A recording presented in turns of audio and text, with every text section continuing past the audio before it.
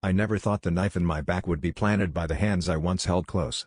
It happened on an ordinary Thursday, the kind where the world seems to spin just fine until you're suddenly thrown off. My best friend, my confidant, had shared my deepest secrets with those who would use them against me. The betrayal hit like a tidal wave, leaving me gasping for breath in its aftermath. I felt like I was drowning in a sea of disbelief and anger, struggling to make sense of how someone I trusted so deeply could cut me so profoundly. In the days that followed, I wallowed in a mixture of rage and despair, replaying every conversation, every shared moment, looking for signs I might have missed. But the real journey began when I realized that holding on to this bitterness was like drinking poison, hoping it would hurt someone else.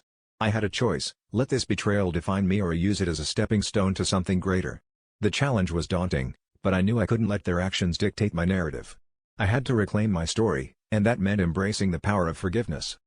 Forgiving wasn't about excusing their actions, it was about freeing myself from the chains of resentment. It started slowly, like learning to walk again after a fall.